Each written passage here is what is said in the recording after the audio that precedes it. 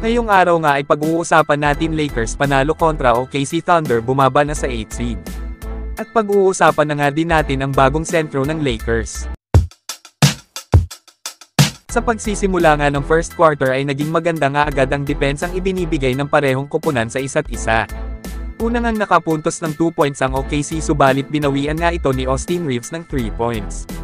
Ngayong maaga pa nga ang first quarter ay nagpapalitan nga ng puntos ang parehong koponan.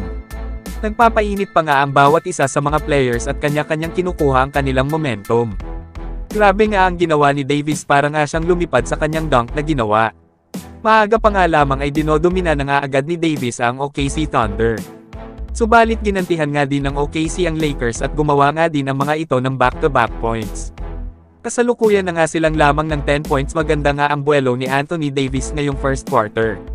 Nakakatatlong dunk na nga si Davis ngayong at talaga namang binabalik na nga niya ang Anthony Davis noong 2020 season. Bukod nga kay Davis at nag-aambag nga din ang iba pang mga players ng Lakers team katulad nila Dennis Schroeder, Austin Reeves at Troy Brown Jr. Kaya naman natapos nga ang first quarter sa score na 41-25. 16 points lead nga ang Lakers. Sa pagpasok naman ng second quarter ay pinipilit nga na bumawi ng OKC Thunder.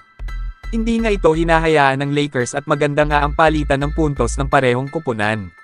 Sulit na sulit nga ngayon ang playing time na ibinigay ni Coach Darvin Ham para kay Lonnie Walker. Dahil kaninang-kanina pa nga ito gumagawa ng magagandang puntos mapa 2 points man yan o 3 points. Unti-unti ngang nakakamomentum ang OKC Thunder at nagawa nga nilang maibaba sa 8 points ang lamang ng Lakers. Naging maganda nga ang palitan ng puntos ng parehong koponan at nagawa pa nga ng Lakers na maiangat ang kanilang kalamagan sa mahigit 10 points. Subalit nakakabawi nga ang OKC kaya naman sa pagtatapos nga ng second quarter ay nauwi pa nga din sa 8 points ang kalamangan ng Lakers sa score na 74-66.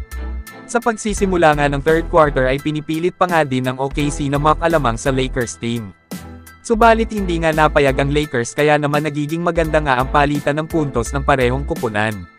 Nakagawa pa nga ng magandang run ang OKC Thunder kaya naman iisa na nga lang ang natitirang kalamagan ng Lakers sa pagtatapos ng third quarter. At ang score na nga natin ngayon ay 93-92. Dinami na nga ng OKC ang third quarter kaya naman kailangan nga dito bumawi ng Lakers team.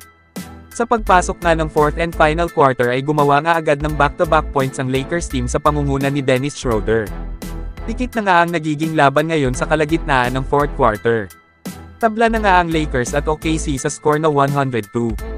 Subalit hindi nga pumayag si Davis at bumawi nga ito kaya naman lamang na nga ulit ang Lakers ng 3 points.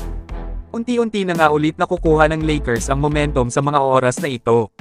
At tuluyan na ngang nanalo ang Lakers team sa score na 116-111.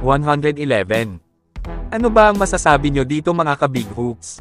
Habang pag-usapan na nga din natin na ang bagong sentro nga na pwedeng kuhanin ng Lakers team ay walang iba kundi si Tristan Thompson. Malaki nga ang chance nito na mapunta na ng tuluyan sa Lakers team lalo na at nag-workout na nga ito sa Lakers team nung nakaraan. Pwede nga nila itong kuhanin since kulang nga sila sa sentro dahil nagpapagaling pa nga sa injury si Mo Bamba. Malaki nga ang maitutulong ni Tristan Thompson sa Lakers dahil isa nga ito sa nagdodomi ng sentro ngayon at ang current team nga nito ay Chicago Bulls. Pero kung ikaw ang aking tatanungin ka Big Hoops, sang-ayon ka ba kay Tristan Thompson na kuhanin ng Lakers team ngayong season?